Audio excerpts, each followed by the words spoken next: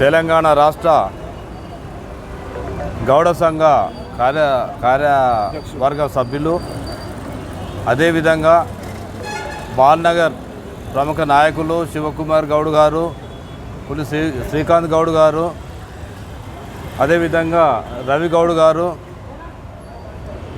Agriculture market committee chairman Pushpa Reddy గారు, సత్యమన్న గారు,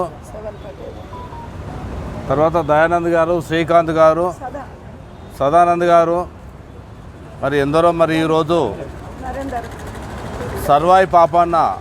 315 వర్ధంతికి మరి శుభాకాంక్షలు తెలుపడానికి, వర్ధంతి చెల్లించడానికి మరి వచ్చినటువంటి పెద్దలందరూ కూడా ప్రత్యేకంగా ధన్యవాదాలు తెలుపుతూ, మరి పెద్దలు ఇంతకుముందు సెలవిచ్చారు. మీ అందరికీ కూడా తెలుసు, రాష్ట్రంలో రేవంత్ రెడ్డి గారి పరిపాలన వచ్చిన తర్వాత, కాంగ్రెస్ ప్రభుత్వం వచ్చిన తర్వాత బీసీ కానీ ఎస్సీలకు కానీ ఉన్నటువంటి కులగణన, అదేవిధంగా ఎస్సీ ఎస్టీలకు ఉన్నటువంటి వర్గీకరణ, వాటిని దృష్టిలో పెట్టుకొని ఈరోజు రేవంత్ రెడ్డి గారు కాంగ్రెస్ ప్రభుత్వం తీసుకొని కులగణన చేసి ఈరోజు ప్రతి ఒక్క కులానికి ఏ విధంగా అయితే న్యాయం చేయాలనో మరి ఆ విధంగా చేసడానికి ముందుకు పోతున్నటువంటి రేవంత్ రెడ్డి గారికి ప్రత్యేకంగా నేను ధన్యవాదాలు తెలుపుతూ, మరి సర్వాయి పాపన్న తాటుకొండే కాదు, పల్లగుట్టే కాదు,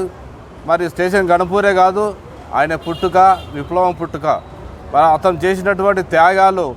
ఆ రోజుల్లో మరి నిజాం పరిపాలనను వ్యతిరేకించి, మొఘల్ రాజ్యాలను వ్యతిరేకించి, ఏదైతే ఆ రోజుల్లో స్వతంత్ర భారతదేశం గురించి జై బాబు కానీ, జై భీమ్ కానీ, జై సంవిధాన్ కానీ, ఏదైతే మహాత్మా గాంధీ స్వతంత్రం గురించి పోరాడి దానికి వచ్చిన తర్వాత మరి పరిపాలనా విధానాన్ని మరి అవలంబించుకోవాలంటే అంబేద్కర్ రాజ్యాంగాన్ని రచించడం జరిగింది. ఈరోజు బీజేపీ ప్రభుత్వం, సెంట్రల్లో ఉన్నటువంటి బీజేపీ ప్రభుత్వం ఏదైతే అంబేద్కర్ రాసినటువంటి రాజ్యాంగాన్ని తుంగలో దొక్కడానికి, రాజ్యాంగాన్ని రద్దు చేయడానికి ప్రయత్నాలు చేస్తున్నటువంటి ఈ తరుణంలో బడుగు వర్గాలందరం కూడా ఈరోజు ఏదైతే సర్వాయి పాపన్ ఏదైతే మనకు సలహాలు ఇచ్చారో, ఏ విధంగా అయితే పోరాటం చేశాడో, అదేవిధంగా సాకల ఐలమ్మను కూడా మనం దృష్టిలో పెట్టుకొని ఎంతోమంది యోధులు ఉన్నారు మనకు. ఈరోజు మనం